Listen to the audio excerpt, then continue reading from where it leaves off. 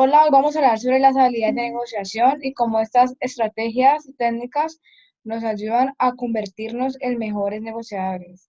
Mi grupo está conformado por Tatiana Hernández, Juliet Camila Giraldo, Santiago Restrepo y mi persona Valentina Moral. El primer punto que les vamos a hablar es sobre cómo aprovechar al máximo los conocimientos en negociación.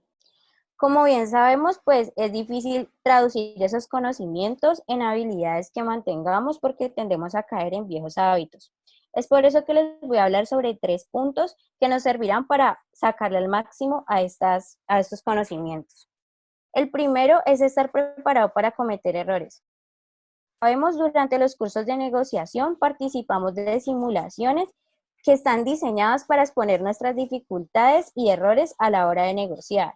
Es por esto que es necesario que aceptemos nuestros errores y estemos dispuestos a adoptar mejores patrones o estrategias para mejorar nuestras negociaciones. El segundo es tomar un enfoque proactivo.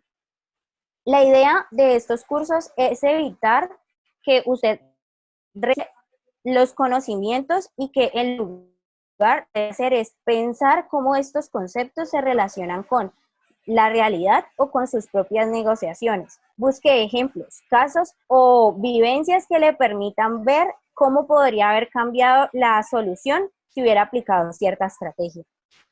El tercero es practicar conscientemente nuestras habilidades.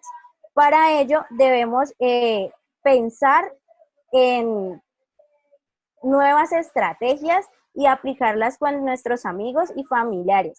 También podemos llevarlo a la experiencia teniendo un mentor o una persona que nos ayude a idear soluciones para diversos dilemas o problemas que podamos resolver mediante la negociación.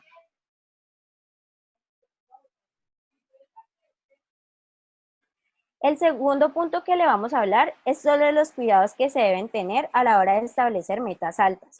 Como bien sabemos, las metas altas pueden ser un punto positivo y negativo.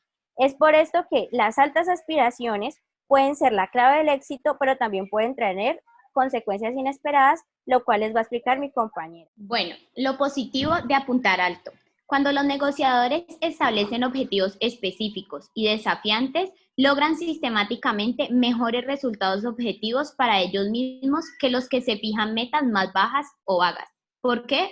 Porque ellos pueden decir cosas como haré lo que mejor pueda.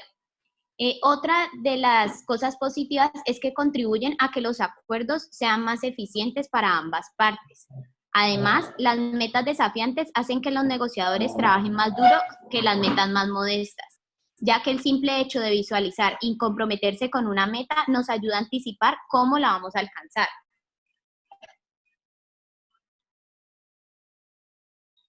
Establecer metas altas para el éxito también puede traer cosas negativas. Una de ellas es que el lado oscuro de la fijación de metas es que pueden encontrarnos improbables.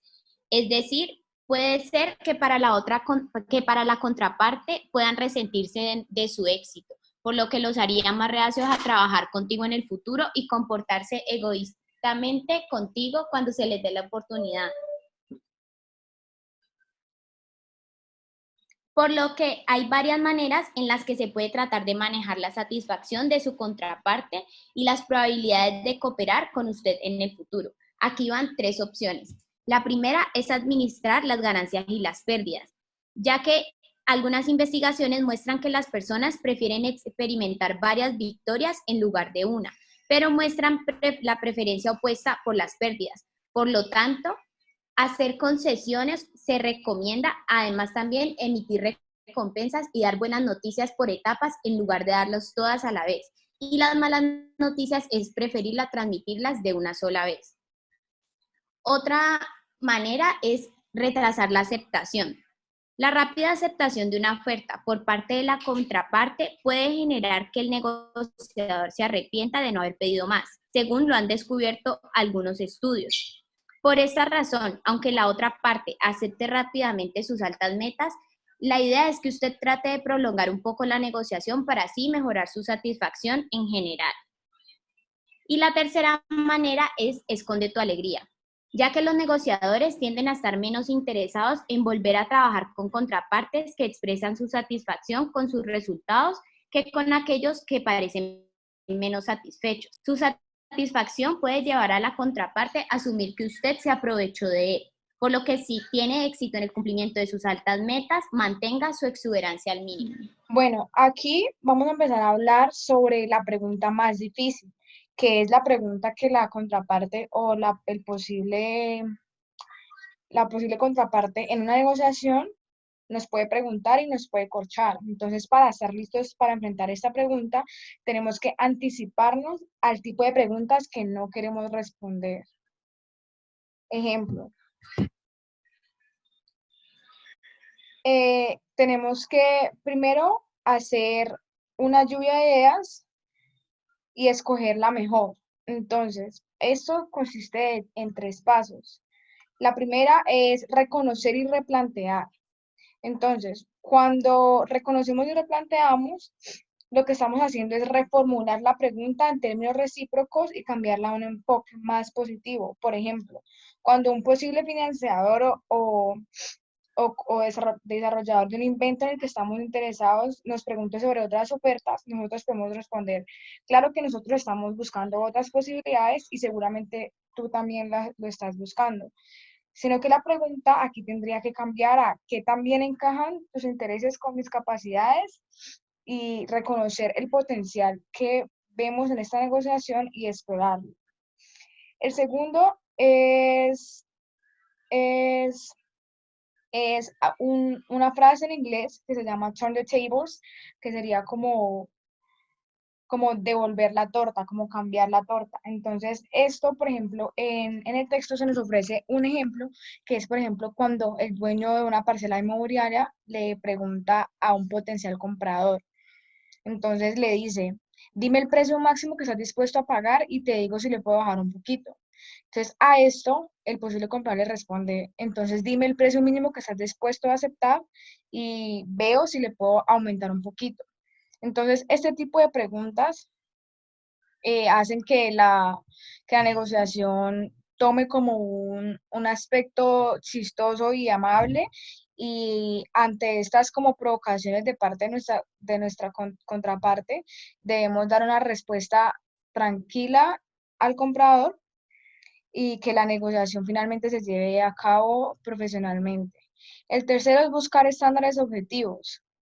Entonces, hay que buscar estándares objetivos cuando se le pida que, por ejemplo, revele nuestro resultado final o lo que nosotros queremos como negociadores al final. Entonces, nosotros podemos cambiar este enfoque de lo que va a aceptar o no en nuestra contraparte a estándares más objetivos. Entonces, por ejemplo, un estándar objetivo sería el precio de las viviendas de un sector donde uno está interesado en comprar una casa. Entonces, aquí la investigación exhaustiva es clave. Entonces, si por ejemplo para mí es importante que el precio de venta sea comparable con las propiedades del área, yo no voy a esperar que me paguen más o menos de lo que me corresponde. Entonces aquí los datos que nosotros recopilemos antes de la negociación son muy importantes. De igual manera, el tercer paso es practicar nuestras respuestas a esa pregunta difícil que nos van a hacer. Ejemplo, nosotros tenemos que verbalizar las respuestas a las preguntas más difíciles hasta que nosotros nos sintamos cómodos pronunciando las frases específicas. Lo ideal sería que jugáramos como el papel de negociador con una contraparte que plantea esa pregunta más difícil en diferentes variaciones y desafíe nuestra respuesta para que nosotros llevemos a cabo la interacción real con éxito. El cuarto paso es adaptar nuestras respuestas, ya que el hecho de que me haya preparado para la pregunta más difícil que me pueda imaginar no significa que esa pregunta me la van a hacer o que si me la hacen, mi contraparte está intentando aprovechar de mí. Entonces, la idea es que no deduzcamos las intenciones de la contraparte de nosotros con nuestros miedos. Tenemos que escuchar atentamente las palabras de la otra parte y, y tener en cuenta su intención. El quinto paso es ir más allá de la pregunta. Entonces, es claro que si nosotros hemos atendido los consejos que nos da la lectura, si nuestra preparación, si aún nos sentimos poco preparados, lo mejor es que, por ejemplo, optemos por contratar a un agente de negociación y Y tener claro que el desafío de prepararse para la pregunta más difícil nos ayuda siempre a encontrar los datos que tenemos que tener en cuenta a la hora de negociar o las acciones que tenemos que tomar. De igual manera, el texto nos ofrece un ejemplo que se llama, que hace referencia a que en las negociaciones hay que actuar. Entonces, nos ponen el ejemplo de los miembros del elenco de Modern Family, una serie de televisión, y como ellos se encontraron en una negociación y prácticamente le enseñaron a los negociadores profesionales cómo se hacen las cosas.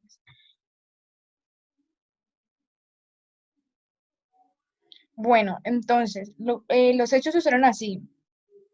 De la nada, se hacía una negociación salarial rutinaria, pero de la nada parecía que esta negociación había escalado de una simple negociación a una disputa, porque 5 miembros del elenco demandaron a Fox, o sea, el dueño de la serie. Entonces, lo que pasó fue que cuando la negociación empezó, Fox ofreció pagar $150,000 por episodio en la cuarta temporada. Y la idea era que para cuando llegara la novena temporada, ellos se ganaran $325,000 por episodio. Sin embargo, el elenco no estaba conforme y pidió que se les pagaran $200,000 por episodio y que para la cuarta temporada y a raíz de esto Fox se opuso y los actores decidieron demandarlos, basándose en una ley de California que no permite los contratos a largo plazo. Entonces, aquí es el momento crucial porque los actores vieron que ellos estaban quedando como cortos en la negociación y se decidieron unir y el conflicto en realidad solamente duró 6 días hasta que los directivos de la serie se decidieron sentarse a hablar y llegaron al acuerdo de pagarle $175,000 para la cuarta temporada y que el precio subiera hasta la octava temporada a $350,000. Y también les exigieron a los actores que abandonaran la demanda. Entonces, a raíz de este ejemplo, vemos que las movidas claves para una negociación es, primero, unirse a una coalición. Entonces, este fue quizás el movimiento más inteligente que hicieron los actores, que fue negociar en grupo. Entonces, esto nos deja claro que las personas pueden obtener numerosos beneficios al formar una coalición de negociación y porque esto les otorga un mayor poder de negociación. Entonces, al unir fuerzas, eso evita la necesidad de competir abiertamente entre sí, o sea, individualmente, y esto aumenta los recursos que tienen como grupo. La segunda movida clave fue escalar la negociación prudentemente. Entonces, sabemos que los actores no decidieron empezar una pelea la primera vez, desde la primera sentada a hablar que tuvieron con los directivos, sino que vieron cuando ellos ya se estaban negando, empezaron a escalar como las consecuencias que iba a tener para los directivos que ellos no les dieran el salario que ellos se merecían. Y la tercera movida clave fue aprovechar los plazos. Entonces, no es sorprendente que las negociaciones de los actores se intensificaran en el punto cuando se les dio un plazo. Es decir, los actores les dieron un plazo a los directivos para subirles el salario, si no iban a renunciar. Y si los actores renunciaban, simplemente las pérdidas iban a ser mucho más grandes para los directivos que pagarles el salario que ellos estaban exigiendo. ¿Cómo controlar una negociación? Lo primero es tener clave de que no estamos solos y que todos experimentamos ansiedad en diferentes momentos de nuestra vida. Incluso recientes investigaciones han resultado de que la ansiedad es el sentimiento más común, más que la felicidad y que la tristeza. Pero es importante tener en cuenta que en una negociación la ansiedad puede generar un mal desempeño debido a que se pueden tomar decisiones erróneas o se pueden salir prematuramente de la negociación por evitar el sentimiento e incluso puede ocasionar que no se disfrute de este proceso.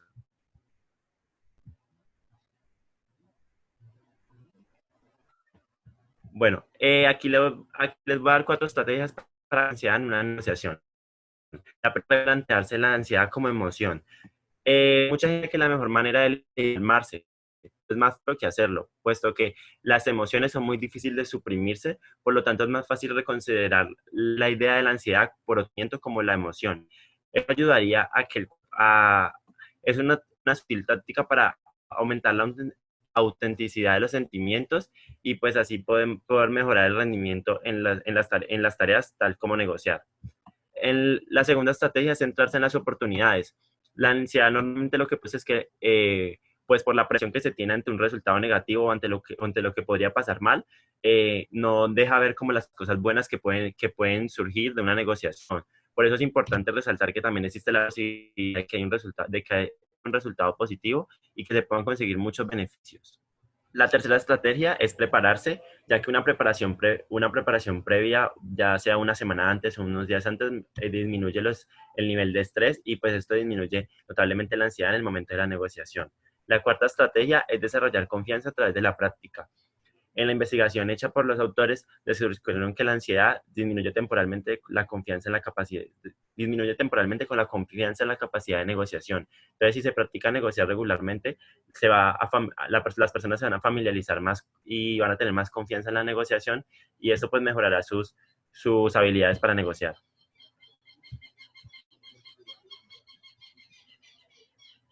Bueno, esperamos que estos tips te sirvan para ser mejor negociador y mucho más. Recuerda que la clave es practicar. Por ello, te recomendamos usar simuladores, casos. Uno de ellos que te podría servir es negociación merchants, donde puedes practicar diferentes casos de negociación y aplicar lo que hemos hablado aquí.